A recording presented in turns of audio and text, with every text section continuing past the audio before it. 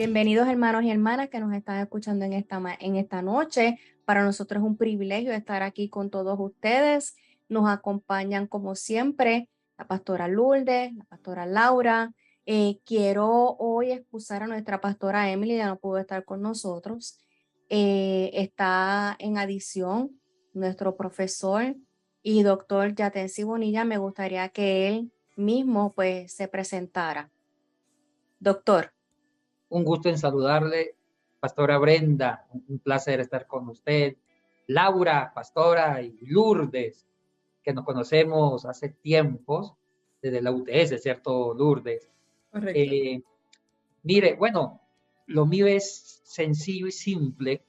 Desde pequeño yo fui hijo de una monja, mi mamá fue salesiana, fui el único varón y tuve dos hermanas. Y siempre, desde muy pequeño, tuve la vocación a los temas religiosos y me interné en un convento de sacerdotes en la San Pablo de los jesuitas en Bogotá y terminé la secundaria a los 16 y empecé la universidad en filosofía para prepararme. Primero tenía que sacar una licenciatura en filosofía para poder entender las escrituras, porque no basta con saber lenguas antiguas, hay que saber el marco, la estructura filosófica que inspiran o que forman estructuras lingüísticas. Estudié filosofía, después estudié las ciencias bíblicas a nivel científico, como por 8 años, con los sacerdotes. Fui sacerdote y siempre mi inclinación al sacerdocio fue estudiar la palabra en forma científica. Entonces hice las maestrías, trabajé en un programa doctoral en ciencias bíblicas, estudié las lenguas antiguas, griego, hebreo, arameo, latín, manuscritos antiguos, esa es mi especialidad. Después, ya cuando terminé mis estudios, ya cuando hice toda la formación sacerdotal, me salí y me hice pentecostal. Estoy en las iglesias de Dios. Fui parte de la fundación de un seminario muy prestigioso en Biblia que se llama el CENISUD, aquí en Sudamérica, Ecuador. Profesor, escritor de varios libros, y ahora estoy con el proyecto de mi vida, con un equipo de gente, de profesores del CENISUD, con la TCB, la traducción contemporánea de la Biblia. Y hay varios objetivos, y yo creo que sobre esta traducción, sobre lo que vamos a hablar, voy a hacer referencia porque la estamos traduciendo desde otra óptica para ir destruyendo ciertas estructuras que para mí va en contra del corazón del pensamiento liberador de Dios en Cristo Jesús. Amén. Y fíjese, usted mencionó la TCB, que la vamos a estar utilizando hoy, porque el tema de hoy es sobre la ayuda idónea. Es un tema un poco controversial en este tiempo porque no sabemos el significado, no entendemos qué es ayuda idónea. Si es simplemente para que el hombre se vea bien, para cocinarle, para plancharle, para que él se vea bonito, o simplemente Dios nos mandó un trabajo que es la ayuda idónea. Pero antes de continuar, queremos saludar a la audiencia que se conecta con nosotros todos los jueves a través de Radio Jehová Justicia Nuestra. Ellos nos están escuchando a las 7 de la noche y son muchos los países que se conectan. En ellos está España, Estados Unidos, Alemania, Perú, Israel, Japón, Brasil, Cuba, México, Ecuador, Colombia, Argentina, China, Santo Domingo, Bolivia, Panamá, Venezuela, Italia, etcétera. Son muchos los países, no, inclusive nos envían muchas peticiones para estar orando por ello. Pero antes de comenzar sobre lo que es la ayuda idónea, vamos a ir al texto bíblico. Vamos a empezar en Génesis capítulo 18. ¿Qué nos dice la escritura que es la ayuda idónea? Para entonces ir poquito a poquito, como desmembrando la escritura, cada palabra, para poder explicarle a la audiencia, a los hermanos y las hermanas, y amigos y amigas también, porque muchos nos escuchan, muchos también simpatizantes de las escrituras, pero queremos ir poquito a poquito. Lourdes, ¿tú nos puedes explicar Génesis capítulo 2, versículo 18? Génesis 2:18 Ajá. dice de la siguiente manera: después el Señor Dios dijo, no es bueno que el hombre esté solo, haré una ayuda ideal para él. Nueva traducción viviente. Nueva traducción viviente, correcto. Entonces, doctor Yatensi Bonilla, ¿qué es ayuda idónea? Muchas gracias, pastora Lourdes y Laura, por esta invitación. La vez pasada, que hace un año tuve una entrevista parecida y la disfruté. Y seguro que también voy a disfrutar esta. Mire, yo soy un crítico con las traducciones. Ese es mi campo de concentración. Y quiero hacer una advertencia. Una traducción no significa el pensamiento que está en la lengua original, sea cual sea el manuscrito, ya sean las obras de Aristóteles en el griego antiguo, como la Ética Nicómaco, la Metafísica, o la República de Platón, o la Politeia en el griego antiguo. Toda traducción es una traducción. Una traducción es como una interpretación, es una aproximación. Y quiero empezar por ahí. ¿Qué es una lengua? Una lengua es la expresión mental de una cultura. Definir la lengua como un conjunto de signos, de símbolos, de una vez, no me parece correcto. Porque las lenguas, los idiomas son vivos. Hay toda una filosofía del lenguaje. Una lengua es un conjunto de símbolos, de signos, que una cultura ha hecho para expresar toda una necesidad de comunicación. Las lenguas son únicas, es la expresión mental de una cultura, y se van fabricando palabras de acuerdo a la necesidad que tiene la cultura para comunicar. Si una cultura, por lo menos el término avión, ya, un ejemplo. El término avión no existía hace 300 años en ninguna lengua, ni en inglés, ni en español, ni en hebreo. La palabra avión. ¿Cuándo apareció la palabra avión en todas las lenguas? Cuando inventaron el primer avión. Cuando inventaron este aparato, también tenían que inventar un símbolo lingüístico para relacionarlo con lo que existía. O sea que las palabras van evolucionando, van cambiando de acuerdo a la dinámica cultural. Entonces, decir que hay traducciones, que una traducción es perfecta, eso es una mentira. Son cálculos, aproximaciones. Y cuando se traduce de lenguas antiguas, como en el caso del griego, el hebreo, el arameo, el latín, a lenguas modernas como el inglés, el español, ¡uy! ¿Cuánto se pierde de la intencionalidad del escritor antiguo? Mucho. Dicen los lingüistas que una traducción de una lengua moderna, supongamos el inglés, a una lengua de hoy, el español, la mejor traducción solamente rescata el 85% de la intencionalidad, de la pureza del mensaje. O sea que se pierde un 15%. Estamos hablando de dos lenguas contemporáneas de la mejor traducción. La pregunta es, ¿cuánto se va a perder de lenguas antiguas, muertas, como en el caso de las lenguas bíblicas, a lenguas de hoy? Uy, ni me lo pregunte. Entonces, yo critico muchas traducciones, empezando con el texto que leyó Lourdes, 2:18. La palabra ayuda idónea, esa palabra idónea no existe en sí como pensamiento en el hebreo. Es la palabra eser. Eser se puede traducir como ayuda ideal, como lo hizo esta versión que leyó Lourdes. Esa es una posibilidad, pero hay que primero conceptualizar, entender qué significa ser. El término de ser no es tanto una ayuda como un ayudante, no, es como la otra parte para formar un todo. Yo tengo la mitad de algo, de una naranja, de una manzana. Para formar el todo necesito la otra mitad. Entonces, el término de ser expresa, necesitamos la otra mitad para formar el todo.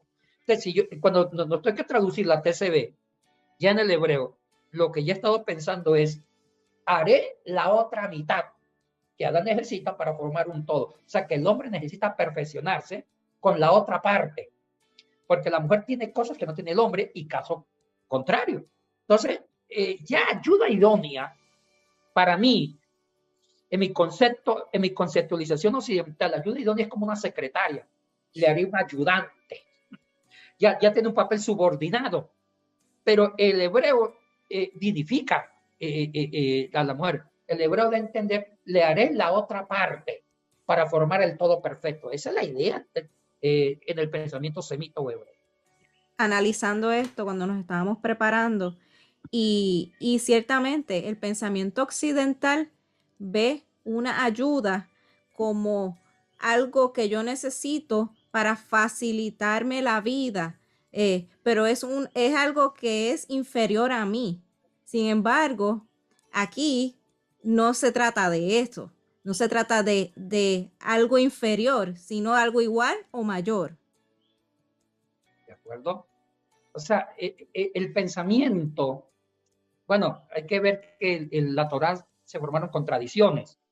Entonces, hay que pensar cuál fue el pensamiento detrás del texto, pero ese término hebraico lo que da a entender Adán estaba incompleto, necesitaba la otra parte que tenía otro tipo de encanto para formar el todo perfecto. Esa es la idea. Entonces, en conclusión, ¿qué significa Eva? Eva significa la otra parte para perfeccionar a Adán y también Adán perfeccionar a Eva. Los dos se perfeccionan. Y hay que entender algo, Laura. La palabra Adán y Eva tienen significado en el hebreo impresionante. El término Adán viene del sustantivo Adamat. Adamat significa tierra. Eso está en Génesis 1:1. Y la palabra Adán tiene las tres primeras letras de Adamat. Tiene la Aleph, la Dale, la Men, Adán. O sea que Adán significa humanidad, hijo de tierra. Así de sencillo. Pero ¿qué significa Eva? La palabra Eva viene de Hava, de un verbo que significa vivir, dar vida. Oiga, si unimos las dos expresiones, tierra, hijo de humanidad, y Hava, vivir, dar vida, significa que Eva es la vida, que le da un sentido a la tierra. O sea que la tierra, que viene Adán, el término Adán, y Eva, que significa dar vida, los dos se necesitan para poder existir. El uno sin el otro no puede existir. La tierra necesita la vida, como la vida necesita la tierra. Oye, qué increíble cuando se investiga el trasfondo lingüístico de las dos palabras, que significa Eva, vida, que es impresionante el concepto de vivir, y qué significa tierra. Una pregunta. Eso quiere decir que el significado es uno de complemento, pero ¿en qué momento esto se distorsiona? Ay, Laura, aquí sí voy a ser muy crítico con las traducciones. Mire, una de las cosas que yo he tratado de investigar es dónde se ha ido perdiendo el primer sentido. Yo creo que cuando Dios inspiró las escrituras, yo sí creo que la Biblia es palabra de Dios, la creo.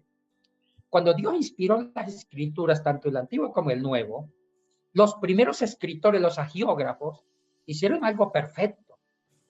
Pero las traducciones a las lenguas vernáculas, las traducciones al siriaco, que fue un dialecto arameo, las traducciones al latín con San Jerónimo, siglo IV y V después de Cristo, que el latín fue casi la Biblia original para los católicos, para la cristiandad de la edad medieval, ellos le dieron otra interpretación, otra teología, acomodaron la traducción que representaba una teología a la cristiandad medieval.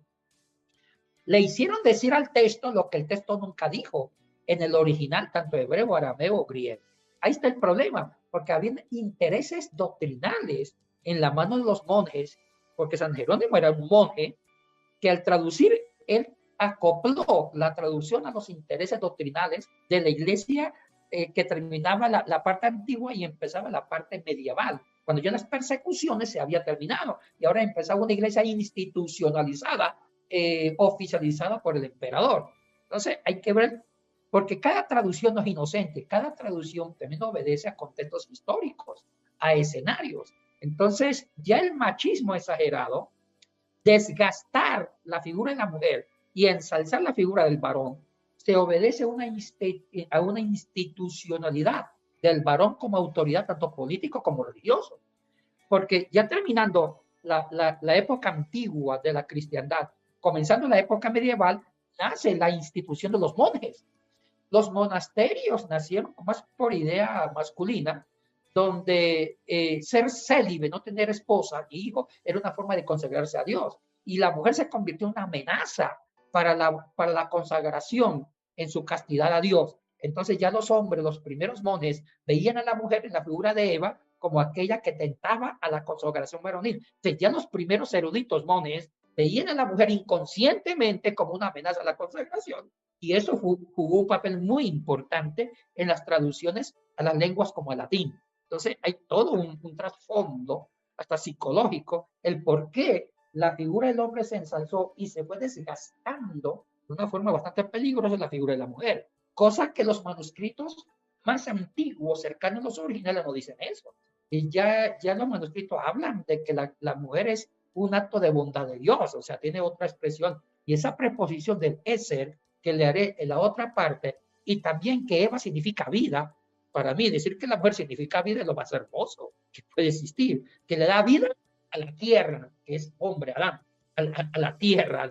Entonces, ahí está el problema, las traducciones que han ido degenerando el primer sentido. Por eso es que yo siempre le digo al estudiante, hay que proponer nuevas traducciones independiente del dominio de la Vulgata Latina, de San Jerónimo, a principios de la Edad Medieval. Hay que desintoxicar las escrituras de latín. Le iba a preguntar, entonces, si conforme, ¿verdad?, a la línea de Laura, cuando nosotros las mujeres, y lo que es, ¿verdad?, como esa ayuda que viene a complementar, ¿cómo entonces, y yo lo veo desde el aspecto igualitario, el hombre y la mujer, Dios lo vio iguales, no lo vio uno por encima, y la mujer por debajo, sino que los hizo iguales para que se acompañaran. Y entonces ahí es donde, y obviamente conforme a lo que nos está explicando, ahí es donde se comienza a que la mujer se ve como una amenaza, y entonces ahí viene la postura del hombre como autoridad. Pero entonces yo creo que es bien difícil en el sentido de que cómo entonces, obviamente con las nuevas traducciones y demás, hacer un esfuerzo, pero cómo nosotros con esta cultura machista llevarlos al origen para que tengan un entendimiento sobre la igualdad que había desde un principio en Génesis. Mire, Lourdes, cuando se revisa cuidadosamente dónde está la falla fue después de la caída. Una de las figuras más grandiosas en construir una ética, una igualdad de género, fue Jesucristo.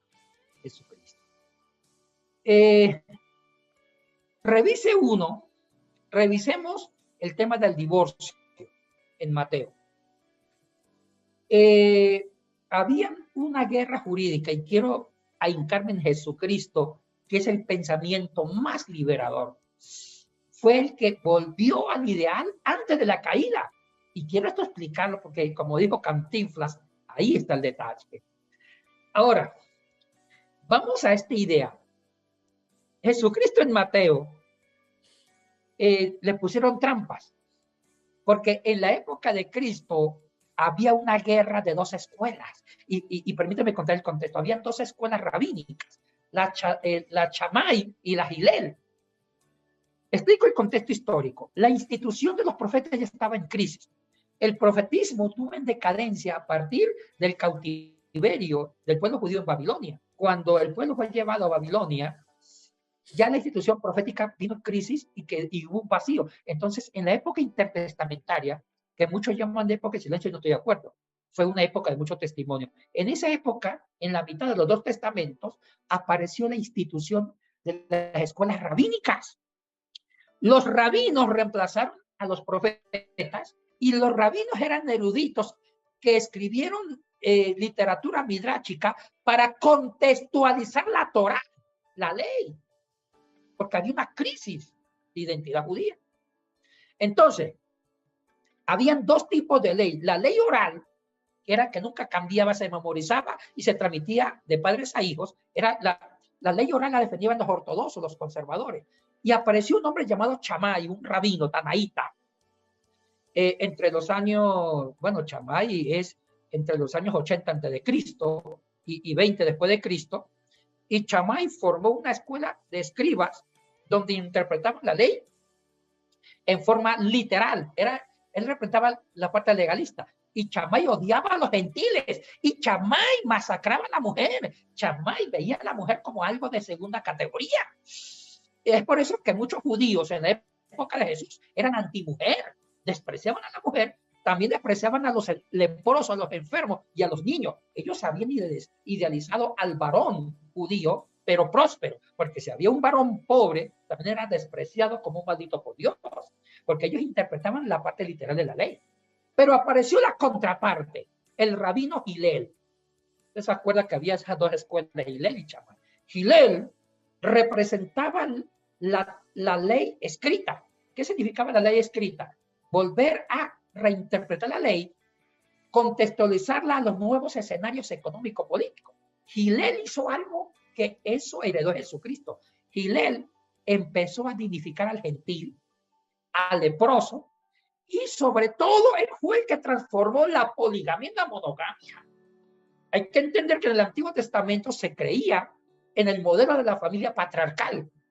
El hombre era el jefe de la familia y tenía hijos inclusive con las empleadas de la mujer. Era parte de la poligamia, varias esposas.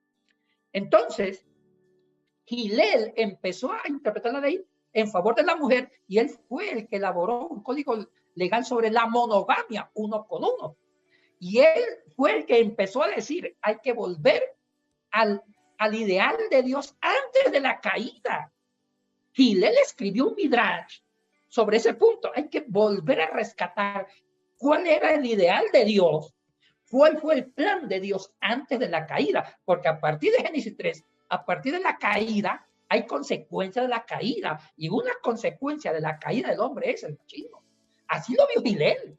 O sea que Hillel revolucionó la ley, la interpretación de la ley escrita a los nuevos escenarios y eso dignificó a la mujer. Aparece Jesucristo y es obvio que Jesucristo se alineó a la escuela de Hillel y él trabajó la monogamia y Cristo empezó a diseñar un plan, volver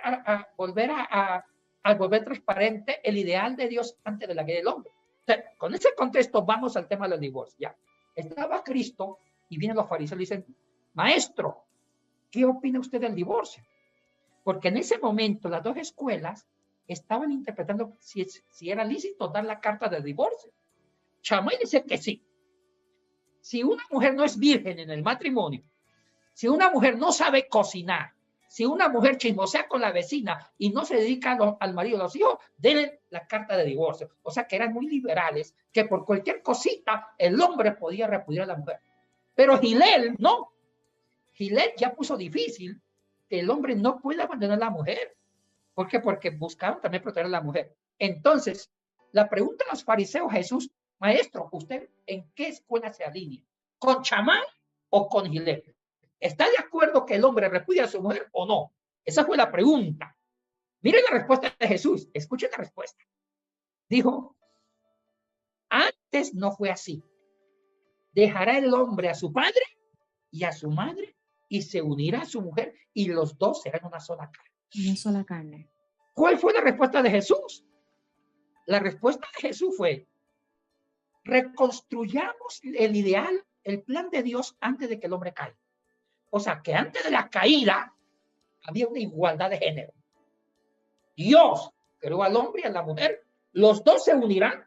El hombre dejará a su papá, a su mamá, y los dos serán una sola carne. O sea, que rescató la monogamia, rescató los derechos igualitarios del hombre y la mujer, y quiso decir que después de la caída todo cambió. Uy, esto es importantísimo, el pensamiento liberador de Jesucristo. Hay que entender bien este concepto, porque en los tiempos de Jesús existía el modelo patriarcal. Cuando el hombre se casaba, la mujer se iba donde el marido y se iba donde los suegros. O sea que Cristo vuelve al ideal antes de la caída. Y mire que los fariseos dicen, entonces, si es así, si el hombre nunca se puede separar de la mujer, ¿para qué casarse? Y dijo, entonces, ¿para qué Moisés hizo esto? ¿Por qué Moisés dictó esta ley? Dice Cristo, bueno, por la dureza de sus corazones. Cuando Cristo dice que a raíz de la dureza del corazón Moisés tuvo que hablar sobre el divorcio, quiso decir que por motivo de la caída del hombre, todo se dañó. Se dañó el plan original de Dios. Entonces, ¿qué significa Cristo? Cristo significa, con su redención, ir de nuevo al plan original de Dios ante la caída. Esa es la esencia de la redención, cosa que los cristianos no hemos entendido eso. Mientras yo me estaba preparando para el estudio, yo busqué varios libros que tengo aquí y hay uno de ellos que me llamó la atención porque empieza diciendo, Dios creó al hombre de la tierra juntamente con los animales. Luego era un hombre completo, pero no se encontró un ser viviente igual que él. Ahí es entonces que Dios toma la costilla del hombre y hace un ser incompleto. O sea, de un hombre completo, Dios lo convierte en un hombre incompleto al faltarle esa costilla para crear a la mujer. Y es por eso que necesita, me pareció muy interesante, porque se complementa y se vuelve completo cuando se junta con una mujer. Y esto es lo, según estuve leyendo, todavía no le dan importancia a esa costilla. Te convertiste en un ser incompleto, pero para tú volver a ser completo, tienes que unirte a una mujer. Me pareció muy interesante esa definición que da la autora de este libro. Sí, ¿no? Y es liberadora. El problema es que hay que revisar que habían grandes peleas entre los judíos en la época de Cristo. Gracias a Dios que hubieron rabinos, maestros como Hillel, que entendieron el corazón de Dios, trataron de contextualizar una ley antes de la caída, luchando por la igualdad. Y por eso es que Cristo, estoy seguro, aunque Cristo nunca lo dijo en los evangelios, que yo apuesto mis 4 pelos, que Cristo se alineó a la escuela de Hillel, porque él habló de la monogamia, él destruyó la monogamia, inclusive, por lo menos habían cosas tan pedantes que un hombre, un maestro, no podía estar a solas con una mujer, y a veces siempre el machismo ministerial todavía lo sustenta. A mí me da un coraje esto. Y vemos que Cristo rompió esa imagen. Me acuerdo que en la casa de Simón, estaba Simón, un gran fariseo, lo invita a Jesús a comer, y de pronto aparece una pecadora. No dice cuál era su pecado, sino una pecadora. Entonces la pecadora busca a Jesús, quiebra un perfume alabastro, enjuga los pies de Jesús, y el fariseo, maestro, usted es un maestro de Israel, ¿usted sabe quién es esa mujer? Por favor, su testimonio, su imagen. Dice, un momentito, tranquilo. Para Cristo era más importante ella, independiente del género. Cristo fue a la necesidad de un ser humano, sea hombre, sea mujer. Entonces, lo que quiero decir con esto es que nosotros todavía en éticas ministeriales, yo he visto que los grandes líderes machistas dicen, mira, un hombre no puede estar sola en el ascensor con una mujer. O sea, como que ven a la mujer siempre como la amenaza, inconscientemente. En cambio, a veces como que elaboramos éticas de la imagen, más que la ética del martureo, del testimonio de verdad. Entonces, todavía esos rezagos del machismo los vemos en las éticas ministeriales, mal fundamentados. Y estoy totalmente de acuerdo, muchos ya rabinos iban por esa línea liberadora. Tengo otra pregunta. Encontré un autor, se llama Antonio Piñeiro. Él estuvo, no sé si usted está de acuerdo pues con esto, pero me parece interesantísimo y lo tengo por ahí porque él decía que los judíos que estaban en el campo pues tenían a las mujeres así mismo en la casita, las tenían como una propiedad. Sin embargo, esto fue en el siglo I, en el siglo I. Déjame ver si leo por ahí. En el año 1, Israel en el año 1 decía que las que entonces estaban en la ciudad con la influencia ya grecorromana, pues ya ellas inclusive podían pedir divorcio y me pareció interesantísimo porque decía que habían algunas mujeres que hasta estaban dirigiendo sinagoga. ¿Usted ha encontrado algún otro autor que diga más o menos algo parecido a esto? porque esto Sí. va como que en contra de que la mujer no puede ser pastora. Sin embargo, vemos en la historia, porque el problema que tenemos es que no contemplamos que hay literatura extra muy interesante en donde nos da la historia de cómo era la familia, cómo era la mujer, y nos quedamos todo el tiempo en la Biblia, que es nuestro libro, es nuestra regla, pero también hay una literatura extra que nos da una historia de cómo era que vivían. Y me pareció interesantísimo nuevamente que había mujeres que estaban dirigiendo sinagogas, podían pedir divorcio. Y yo quería preguntarle si usted había encontrado otro autor o algún comentarista que estuviera de acuerdo con lo que dice este autor Antonio Piñeiro. La pastora Brenda, totalmente de acuerdo. Y voy a decirlo por qué. Este pensamiento liberador de la mujer, lástima que nuestros líderes solamente lean las malas traducciones de nuestra Biblia. Ojo, lean las malas traducciones, pero no investiguen un repertorio de literatura judía que ya liberó a la mujer. Yo puedo hablar de eso primero de Hillel, que antes de Jesucristo existió este gran maestro. Ahora, ahí sigo la línea.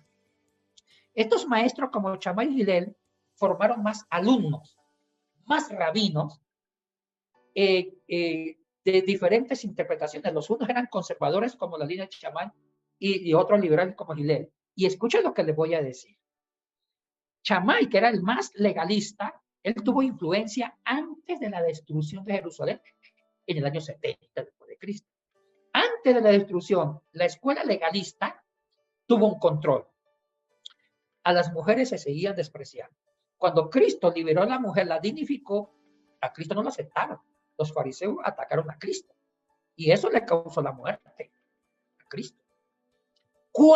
Y escuchen esto, cuando fue destruida Jerusalén, tanto la ciudad como el templo, en el año 70 después de Cristo, primero una guerra civil del año 66 al 70, entre Tito, el hijo de Vespasiano, que después fue emperador, y él quería controlar Jerusalén por orden del papá.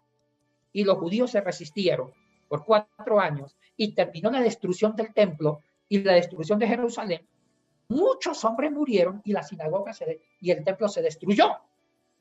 Aquí es donde se cambia el liderazgo. Shammai ya no podía responder porque ahorita la religión judía estaba en peligro, pastora. Habían destruido uno de los fundamentos del judaísmo. Antes del templo, antes de la destrucción del segundo templo con Tito, habían 2 columnas vertebrales del judaísmo, que era la ley y el templo. Al no existir el templo, la pregunta es, ¿dónde adoramos a Dios? Segundo, muchos hombres murieron en la guerra. Maestros. O sea que la población femenina era más fuerte. Entonces empieza a resucitar las enseñanzas de Hillel. Ya Hillel parece que Dios lo usó para trabajar la teología después de la destrucción del templo. Hillel ya habló de la redención de la mujer, Hillel habló de la monogamia, Hillel ya habló de aceptar a los gentiles, de evangelizar a los gentiles. Ya Hillel preparó lo que podía haber. Cuando se destruye el templo, el judaísmo tuvo que reinventarse. Se tuvo que reinventar el judaísmo y aquí entró la figura de Hillel que ya había muerto. Entonces los maestros de Hillel formaron una escuela en Yania, que está cerca de Tel Aviv, porque ya Jerusalén estaba destruida. Entonces nace Yania y Yania propone una reinvención del judaísmo. Aquí, prepárese Brenda, aquí la mujer ocupó un papel protagónico. No había muchos varones, muchos murieron en la guerra. Las mujeres empezaron a llevar el liderazgo de enseñar a sus hijos la religión judía y de liderar inclusive sinagogas porque no habían hombres preparados. Aquí la mujer se preparó. Esa es la parte que no conocen del judaísmo. Esa es la parte que los evangélicos no conocen. Estoy totalmente de acuerdo con... Yo conozco a Antonio Piñeiro porque Piñeiro es un historiador y él no es ni cristiano, él es un científico. Y estoy totalmente de acuerdo. Entonces, aquí es donde la figura de la mujer en el judaísmo antiguo fue tan importante porque salvó al judaísmo.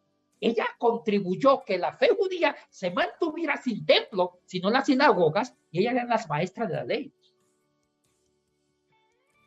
¿De acuerdo? Ese comentario específico es muy importante que se haya hecho, porque no entiendo el por qué todavía el bloqueo, la pared que existe en no permitir que la mujer se siga desarrollando cuando desde un principio ya Dios ha estado trabajando esto. Es como que sí, aprendí del profesor Poli Valentín. Hay una generación que no va a querer cambiar. Ya es así, pero que tenemos que ir preparando a la nueva generación que se está levantando con la escritura tal y como es y enseñándole que somos iguales, como lo dice Gálatas. No hay esclavo, no hay hombre, no hay mujer. Todos somos uno en Cristo. Pero es bien es satisfactorio donde yo puedo ver, inclusive le voy a dar un ejemplo. Recientemente yo miro la congregación de nosotros y yo le digo a mi esposo, mira la congregación de nosotros. Aquí lo más que hay son mujeres y eso lo hay en los trabajos. Las mujeres se están levantando, están siendo líderes. Y todavía en la iglesia hay como que estamos viviendo como en la era prehistórica de que te tienes que quedar en la cueva. Yo soy el hombre, yo soy el que tengo la voz cantante. Es muy triste todavía que esté pasando esto en la iglesia, cuando en el mundo ya se está abriendo las puertas y en la iglesia las más que asisten son hermanas, son damas. Y esa marginación, ¿hasta dónde ha llegado?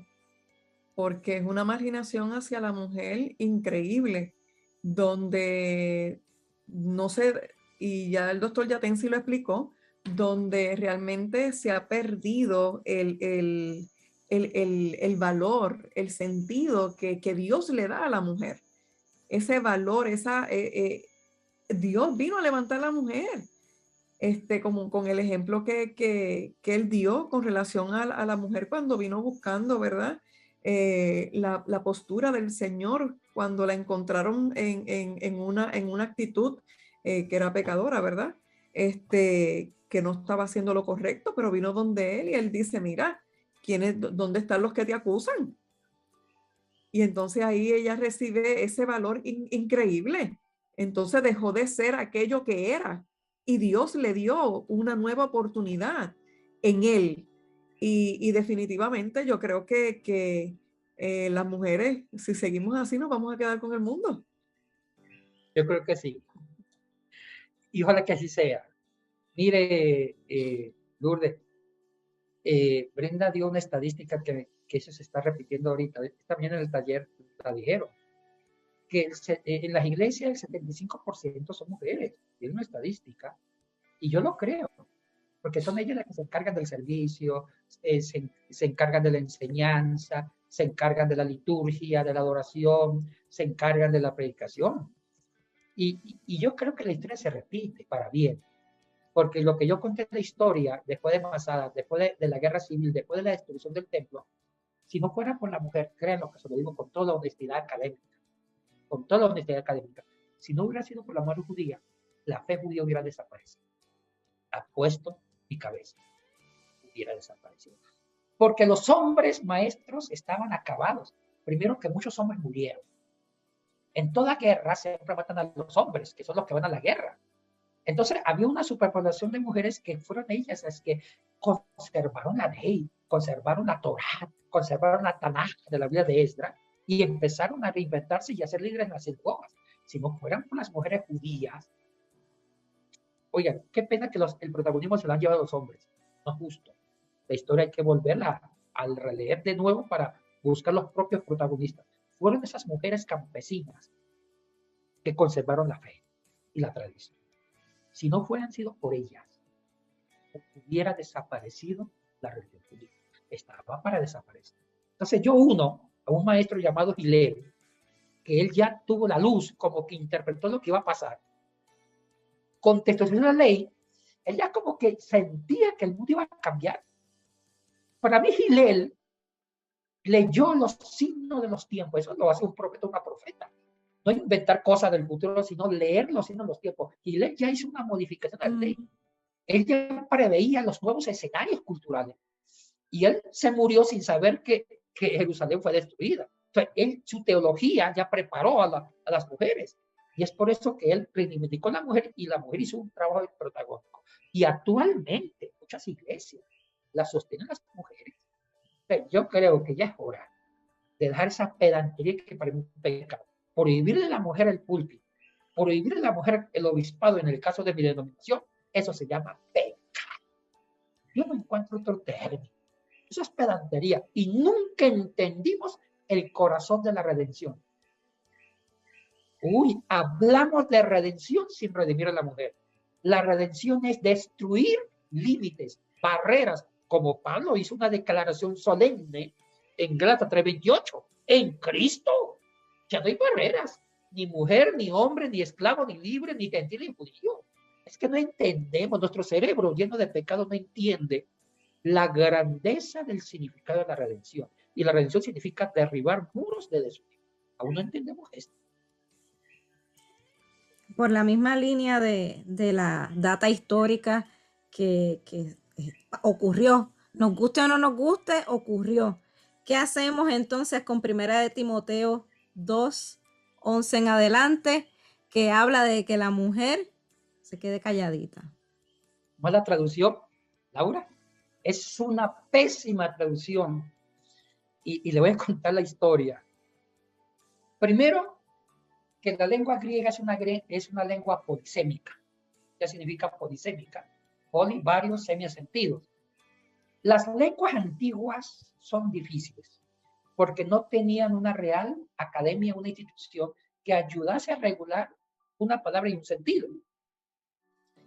Las lenguas de hoy, como el inglés, el castellano, el portugués, tienen ventajas grandes. Existen estructuras, instituciones que se llaman Real Academia de la lengua inglesa o española. ¿Qué hace una Real Academia? Ayuda a que cada palabra tenga un solo sentido. Y aún así, no se logra mucho, porque hay palabras en castellano que tienen varios sentidos. Si eso sucede con una lengua moderna, las lenguas antiguas como el griego eran difíciles de domesticar, porque en la antigüedad las lenguas no habían estructuras, ni organismos, ni instituciones que las regulasen. Se hablaba por inercia, por una necesidad imperiosa de comunicación. Los únicos que controlaban las lenguas eran los literatos, pero a título personal. Es por eso que un diccionario en griego, en un diccionario especializado, una palabra puede tener más de 30, 20 significados, tener 7 hojas de posibles traducciones. Esta palabra, supongamos hemera, que es día, puede significar una cosa diferente en las colonias griegas en Corinto, puede significar otra cosa diferente en la Academia de Atenas, otra cosa diferente en el Alejandría. Entonces, y otro problema que tiene el griego igual que el latín, una palabra se puede decir de muchas formas diferentes. Una palabra, si es sujeto, se escribe diferente. Si hace de complemento indirecto, que se llama acusativo, diferente. Si hace de complemento indirecto, diferente. Es por eso que el griego, igual que el latín, se escribe desordenado y uno no puede traducir literalmente, hay que ordenar las piezas. Entonces, por ese problema polisémico de la lengua griega, los traductores se aprovechan, porque le hacen decir al texto lo que el texto nunca dijo. Partamos con Jerónimo. Jerónimo fue el que cerró el sentido. Jerónimo era un hombre de Dios, no lo voy a criticar, hijo de su época. A él le enseñaron que la única forma de amar a Dios era siendo célibe, no teniendo mujer ni hijos, y consagrar su celibato, consagrar su castidad a Dios. Y él veía inconscientemente que la mujer era un peligro. Y él tuvo sueños húmedos, disculpe con toda la transparencia, porque era el ser humano. Entonces, como no estaba Sigmund Freud, cuando él tuvo sueños húmedos, pensó que el diablo lo estaba tentando en los sueños eróticos. Entonces, él se fue a Belén a traducir la Biblia, una forma de mortificar la carne. Entonces, inconscientemente, Jerónimo siempre vio a la mujer como una amenaza, como la tentadora. Y cuando traduce, le hizo decir al texto lo que el texto nunca dijo. Por eso que el texto que dice eso, lo que leyó Laura, capítulo 2, versículos 11 y 12, lo dice en latín. Pero ahorita, con la TCB, hemos hecho un intento académico de ver qué fue lo que pasó. Se ha hecho muchas investigaciones y se descubrió que Pablo dijo lo contrario. Pablo dijo lo contrario. En ese momento, Pablo estaba cuidando la estabilidad emocional de las mujeres. Le cuento la historia. Cuando Pablo escribe la carta a Timoteo, Timoteo era un líder en Éfeso, porque Pablo se había ido a Macedonia y dejó a Timoteo cuidando la iglesia en Éfeso, lo que ahorita es Turquía, en Asia Menor. Entonces, la iglesia de Éfeso nace dentro del paganismo, y el paganismo era un culto a la fertilidad. Los antiguos cultos religiosos eran la sexualidad a la fertilidad, porque ellos vivían de la fertilidad del ganado, de los campos. Entonces, ahí las mujeres eran símbolos sexuales. ¿Qué significaba una mujer? Era la tierra. ¿Qué significaba un hombre? Era la semilla. Por eso que la palabra espermatozoide viene del griego esperma, que significa semilla. Entonces, el hombre daba la semilla, que era lo que valía, y ¿qué hacía la tierra? Fecundarla. Esos cultos a la fertilidad eran muy machistas, aunque las mujeres eran protagónicas, pero las mujeres eran usadas sexualmente para que el hombre diera gracias a los dioses por la fertilidad. Así era. Entonces, en el paganismo de Éfeso, los hombres enseñaban las religiones paganas, con maltrato a las mujeres. Como decía, oye, bruta, estudia esto, aprenda esto. Así era. Cuando se abre la primera iglesia en Éfeso, los hombres paganos que se vuelven cristianos trasladan el paganismo, las actitudes déspotas, al cristianismo. Y Pablo descubre que los hombres de Éfeso maltrataban a las mujeres. Les enseñaban la doctrina cristiana con maltrato. Ahora, decir, escucha la traducción de Jerónimo, que está en latín, que no permito que la mujer le enseñe al hombre, eso no era posible. No era verosímil que las mujeres le enseñaran a los hombres. Jamás las mujeres ejercieron enseñanza en la academia griega, ni en Éfeso, ni tampoco en el judaísmo, porque el machismo griego era peor que el machismo judío. Entonces, decir que las mujeres tenían la costumbre de enseñar a los hombres, eso no es verosímil, no va de acuerdo con la historia. Lo que sí era creíble era que los hombres maltrataban a las mujeres. Entonces, Pablo lo que quiere cuidar es la salud emocional de la mujer. Dice, no le permito, y me gustaría, tengan la bondad, pastora, de leer la TCB de 1 Timoteo 2:12, tengan la bondad. Dice versículo 11, la mujer estudia con tranquilidad y con un espíritu de unidad, pero no permito que el varón enseñe o ejerza dominio de forma violenta a la mujer, sino que él esté tranquilo. Prosigo. Ahí nomás, gracias mi pastor. Ok. ¿Cuál es el punto? Pablo está preocupado en salvar la integridad emocional de la mujer. Dice, no le permito que un hombre le enseñe ejerciendo su violencia contra la mujer. Si él no va a poder enseñarle de forma tranquila, mejor cállese y esté tranquilo. O sea, tampoco no está diciendo que no enseñe, no, alguien debe enseñar a alguien. Lo que él está atacando es la violencia. Ahora, ¿en qué me fundamento? Bueno, no vamos a leer la TCB, ustedes la pueden leer, pero ahí hice pie de páginas muy denso. En los pies de página, porque después de una traducción, pues la traducción es bastante crítica, hemos escrito pie de página para fundamentar por qué se tradujo así. Si leen los pies de página de ese versículo son muy abundantes. Se está demostrando por qué se tradujo, se usa mucho estructuras gramaticales, historia. Uy, hay un fundamento académico del por qué se tradujo así, porque nos estamos arriesgando. O sea, nosotros no somos tontos, no vamos a mandar una bomba sin fundamento, la mandamos, pero con todo un fundamento de erudición. Entonces, estamos desintoxicando la Biblia de todo un control de la época medieval. Así de sencillo, de la época medieval. En honor a la verdad. Mire, voy a contar un testimonio personal. Yo tuve miedo. Porque ese versículo 12 ha sido una bomba. Porque se cambió. Hubo un momento que yo le dije al equipo, mejor no nos atrevamos. O sea, esto ya es mucho, esto es muy fuerte, dije yo. Aquí me pueden masacrar. Se enteraron dos líderes religiosos de mi denominación, ya te dicen, no se atreva a publicar esa traducción. Estamos de acuerdo con la traducción, pero no como la forma con que traduce el versículo 11 y 12. Cambien. Y nos sugirió, yo sugiero que eso lo coloque como pie de página. Usted traduzca según las otras traducciones normales.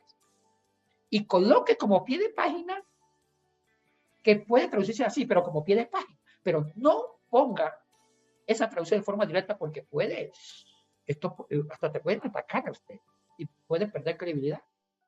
Yo acepté. Y bueno, esto ya es mucho bochinche, ya es mucho. Ya, yo creo que ya se me fue la mano. Mejor esta vez voy a no ser profesional, voy a seguir la tradición.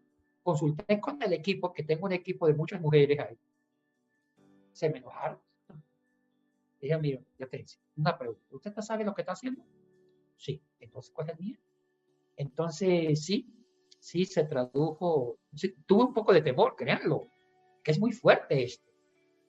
Me lancé, claro que ha habido críticas, pero hay que hacerlo, yo creo que hay que hacerlo, porque uno se va a morir, yo ya estoy cerrando mi ciclo de vida y me muero y voy a quedar con un cargo de conciencia por miedo de hacer. Entonces, yo sé que Dios es grande, confío en Dios, y se hizo, pero sí ha habido comentarios, pero también hay que ver que mucha gente se ha liberado, muchas mujeres dicen gracias, y también hombres, muchos hombres, gracias.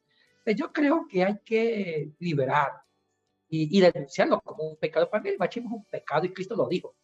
Antes de la creación no era así, pero por la dureza de corazón, por la caída, todavía el cristianismo hace teología en base a la caída.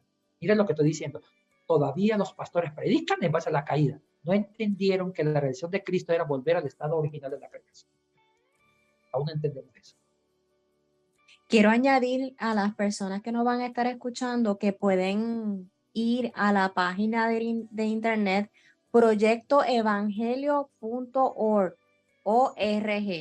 proyectoevangelio.org, y ahí el doctor Yatensi está poquito a poquito traduciendo la Biblia, está comenzando es un proyecto de él, y ya él tiene varios libros del Nuevo Testamento. Yo estoy loca porque comienzan con el Antiguo Testamento. Yo he aprendido mucho, pero volviendo entonces a la Biblia como tal, a la TCB, también me llama la atención el versículo 13, porque que muchos nos echan la culpa a nosotras, que nosotras fuimos la que engañamos. Dice, porque Adán fue formado primero, después Eva. En eso no tenemos ninguna discrepancia. Además, no fue engañado, pero la mujer siendo seducida cayó en desobediencia. Muy diferente a como se lee en las demás traducciones. Laura o Lourdes, ustedes tienen la traducción de ese versículo ese texto de 13-14. Yo la tengo Sí, en Nueva Traducción Viviente. ¿Cuál traducción tú tienes, Lauri? tengo Reina Valera. Okay. Léelan los dos. Sí, me gustaría que la leyeran las dos, porque también me gusta como dice el 15. Pero las mujeres tendrán buena salud a través de la procreación de los hijos si permanecen en una fe por identidad, viven el amor sacrificial y practican la santificación con sencillez. ¿Ustedes me podrían leer eso como lo dice en las traducciones que ustedes tienen a la mano? Reina Valera dice, porque Adán fue formado primero, después Eva, y Adán no fue engañado, sino que la mujer, siendo engañada, incurrió en transgresión, pero se salvará engendrando hijos si permaneciera en fe, amor, santificación con modestia. Lourdes, ¿qué dice cuál es la que tú tienes? La Nueva Traducción Viviente dice, pues Dios primero creó a Adán y luego hizo a Eva. Ahora, bien, no fue Adán el engañado por Satanás. La mujer fue la engañada y la consecuencia fue el pecado. Sin embargo, las mujeres se salvarán al tener hijos, siempre y cuando sigan viviendo en la fe, el amor, la santidad y la modestia. comparamos con la traducción de la TCB, es completamente diferente, porque es liberadora, Totalmente. es liberadora. Hay otras preguntitas que yo tengo por aquí. Antes de llegar a la primera de Timoteo, de hecho que la discutimos, perdón. Dios quiso crear un vacío en Adán, porque al principio él creó a Adán, los animales, lo hizo a propósito, según su opinión, lo hizo a propósito para, las mujeres son como que más sentimentales, para que sepa lo que le faltaba y ahora lo que tiene, que cuando la vio dijo, ese es hueso de mis huesos, carne de mi carne. Hizo una expresión muy bonita y una expresión muy bonita. Pero Dios quiso crear un vacío en Adán. Fue a propósito.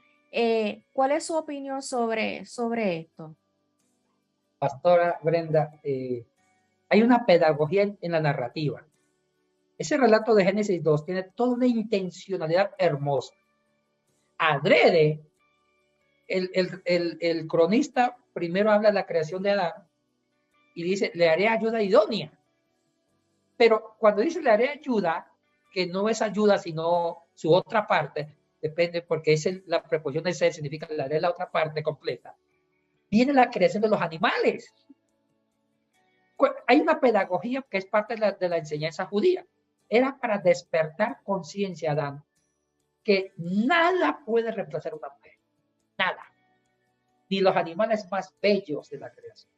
Entonces, hacen los animales, pero aún así el hombre se sintió vacío. Aunque tuviera todos los animales, él se sintió incompleto.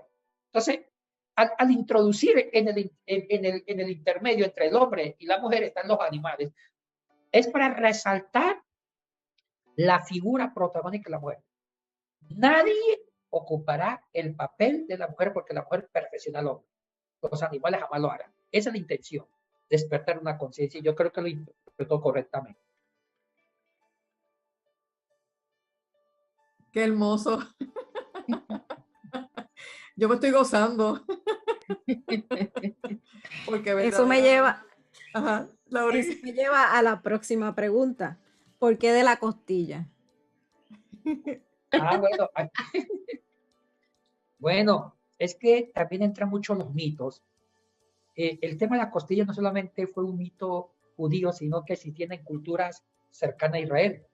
La costilla significaba la esencia del hombre, así de sencillo. No el corazón ni el cerebro, sino la costilla. En los mitos sumerio-acadio, en el Gilgamesh, en otra mitología como el Enuma Elish, escrito en la cultura sumerio-acadia, siempre la costilla del hombre era como el símbolo de la tierra, era el símbolo de su existencia, del cosmos. Ese era un mito. Y hay narraciones mitológicas de que primero el hombre fue una costilla, bueno, en literatura sumeria. Entonces, lo que quiere decir el Génesis, de por qué la costilla, quiere decir que la mujer es formada con los mismos componentes del hombre. Significa, la mujer es carne como el hombre es carne. Es eso. No significa que la mujer sea menos, no. Es decir, que la mujer es formada de los mismos elementos naturales del hombre. Ese es un símbolo que no hay que literalizar. Yo digo que las mujeres son valientes porque aquellas mujeres atrevidas, como el ejemplo que usted dio ahorita, de la mujer que interrumpió una reunión de hombres donde no era permitido, donde se quitó el velo, que el pelo no se podía ver, y le limpió los pies al maestro con su pelo. Eso es incluyendo de hecho, hay algo que yo quería y hacerle la invitación para el año que viene, porque me gustaría hablar sobre la mujer adúltera, porque ese escrito fue insertado y nos gustaría saber en qué Juan 8. momento fue insertado. Ese texto es maravilloso y es liberador. Pero si vemos los poquitos relatos que hay de la mujer, fueron las primeras que fueron al sepulcro, fueron las primeras que fueron testigos cuando en ese tiempo la mujer el testimonio de la mujer no valía. Hicieron cosas y siguen haciendo cosas que, vuelvo y repetimos, ¿por qué sigue el ataque a la mujer? ¿Por qué? Es algo que es frustrante, es algo que es bien fuerte y es algo que no permite pues que se desarrollen. Y a la misma vez como que uno a veces se cansa de seguir peleando por lo mismo. Mira, pero es que eso no es lo que se quiso decir en ese momento. Como por ejemplo, había otro que yo tenía por aquí anotado sobre lo que es la sujeción, porque no, tú te tienes que sujetar a mí, pero sujeción yo entiendo que es como tú te tienes que sujetar como Cristo se dio por la iglesia, que la amó de esa manera. No porque tú seas un sinvergüenza, un maltratante, yo tengo que sujetarme. Y ahí es donde voy con la pregunta. Ya explicamos lo que era una ayuda idónea. Ayuda idónea o sujeción al hombre es lo mismo. Lo podemos mencionar, lo podemos decir así. Yo como ayuda idónea me tengo que sujetar obligatoriamente a mi esposo, no importando si se porta bien conmigo, si se porta mal conmigo, si es un sinvergüenza. Yo creo que yo estoy metiendo en problemas al doctor maltratante. sí. Pero todo esto está ocurriendo en nuestras iglesias. Muchas veces no se dice, están calladitos, pero todo esto hay que hablarlo. Pastora, justo la traducción de sujetarse no existe en el griego. Vamos a tomar un ejemplo. Podemos, tenga la bondad, pastora, tenga la bondad. 1 Timoteo 2:11, en la TCB, y yo voy a leer en la Reina Valera. Mire, dice la Reina Valera, 1 Timoteo 2:11, dice, la mujer aprende en silencio con toda sujeción. O sea, que la mujer se quede callada, aprende en silencio. Tenga la bondad, pastora, la TCB 2:11, ¿qué dice? Y escuchen la diferencia. La 2, perdón, estoy perdida. 1 Timoteo 2:11. 2:11 dice, la mujer estudie. La mujer estudia con tranquilidad y con un espíritu de unidad. Diferente. La palabra, hablemos de la palabra sujeción en griego, que ahí está la clave. La palabra sujeción es hupatazo. Hupatazo tiene más de 30 posibles traducciones. Hupatazo puede significar, ahora vamos a la idea de hupatazo. Hupatazo era de que alguien se agarra de algo para no caerse. Entonces, es como sujetarme. Entonces, voy a poner un ejemplo. Yo voy por un barranco, me voy a caer, me voy a deslizar. Entonces, me sujeto de una rama. Al sujetarme de la rama, estoy entablando una unidad con la rama para no caerme. O sea que ya la rama y yo formamos una unidad. Eso significa el jupatazo. Entonces, cuando Pablo usa esto, él quiere hablar de la unidad. Es por eso que la traducción de sujeción para mí es grosera y grotesca. Eso no va con Dios. Lo que quiere decir Pablo es, la mujer estudie con tranquilidad y forme una unidad. Únase a su marido. Una cosa es sujetarse y otra cosa es unirse. Lo que Pablo está diciendo, mujer, crean una unidad con su marido, formen una sociedad conyugal de unidad. Ese es el sentido del jupatazo. Y ahí en la TCB yo mando una nota de pie de página larga explicando el origen del jupatazo. Entonces, Pablo nunca habló de sujeción. No, Pablo habló de unidad. Que las mujeres se unan, como los hombres también. Eso es todo. En cambio, bueno, ahí está el cambio. Es tremendo el cambio. Pero todo esto es muy interesante, es muy liberador. Por lo menos de mi parte, yo creo que ya yo de todas mis notas que tengo por ahí regadas, por ahí notitas y eso, yo no tengo así más ninguna. Ustedes, chicas, ¿tienen alguna pregunta? No te escuchan, mi amor. No, estamos bien. Lourdes. Parte quería preguntarle sobre la ayuda, ¿verdad? Que la ayuda idónea, que es la mujer como complemento hacia el hombre. De la misma manera fue Dios con Israel. Sí, sí. Israel y Dios formaron una unidad. Como la iglesia con Jesucristo. La iglesia y Cristo forman una unidad. Hay que trabajar en la teología de la unidad, porque en el momento que metamos la palabra sujeción, ya estamos usando un lenguaje de sometimiento y esclavitud que va en contra de los derechos humanos. Hay que usar un lenguaje que resalte la unidad, no la desigualdad, porque ya la desigualdad es pecado. Gracias, doctor Yatensi. Todo esto ha sido muy bonito, muy bueno. Y es bueno que las iglesias sepan que ahí no son errores, son diferentes traducciones, porque yo no puedo llamar que la Biblia tiene errores, la Biblia no tiene errores. No. Eso Esa es importante, muy importante su aclaración, pastora, porque no estamos nosotros criticando la Biblia, lo que criticamos son las traducciones, porque la Biblia en las lenguas originales es perfecta, yo no dudo. El problema es hay que ir a la lengua original para tratar de entender qué fue lo que dijo Dios. Lo que estamos criticando son versiones. Muy buena su aclaración, pastor. Eso es muy importante y que tampoco estamos aquí para criticar a los hombres, a los caballeros, a los hermanos, no. Aquí estamos trayendo información de lo que dice la escritura, de lo que se quiso decir para tener una mente más abierta y tratar de liberar a la mujer de tanta opresión que está teniendo en cuanto al uso del velo, al uso de no maquillarse, de no utilizar pantalla.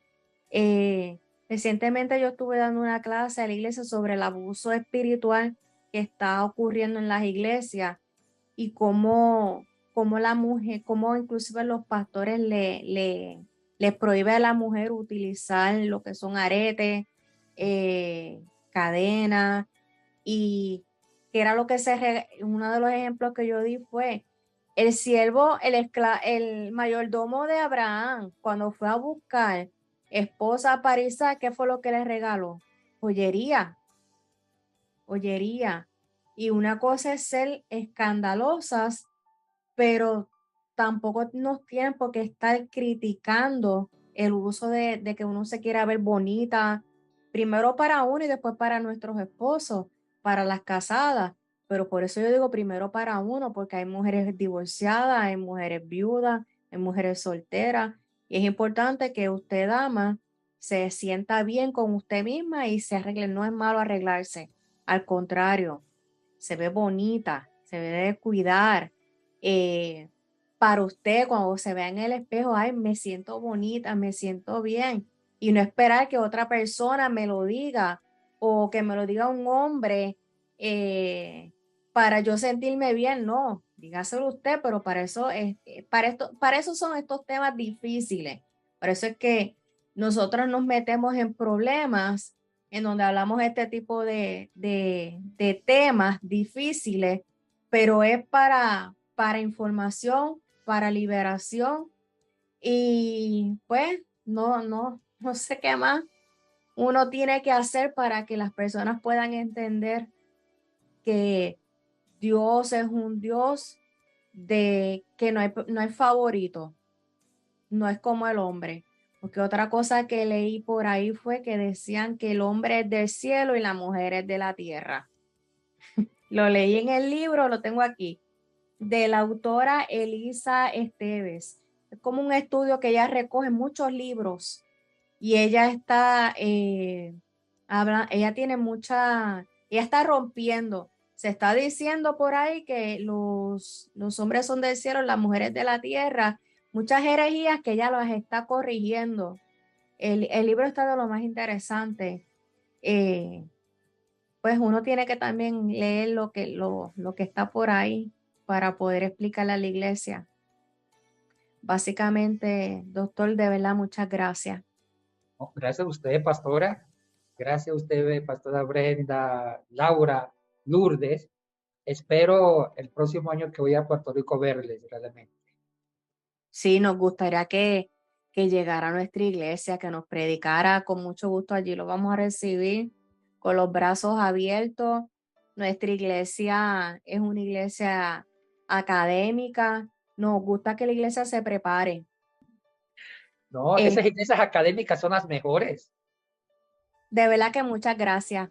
No, gracias a Bien usted. agradecida. Pues, lo que más deseo es estar rápido el próximo año con ustedes, compartir. Bueno, hermanos, Gracias. muchas gracias. Llévame en oración Vamos a orar. para el doctor. Padre, en nombre de Jesús, venimos delante de tu presencia, primeramente dándote gracias, Señor, por este manjar de la palabra.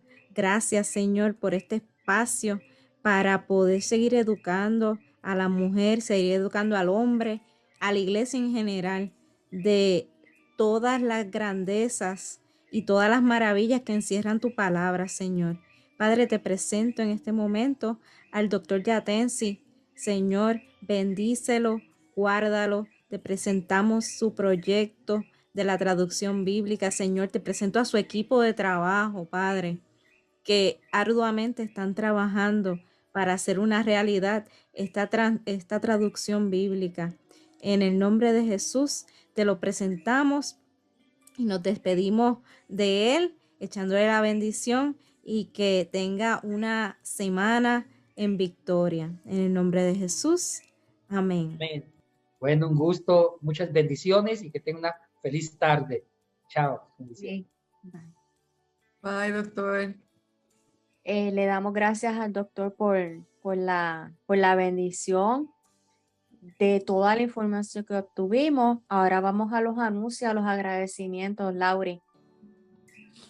Claro que sí.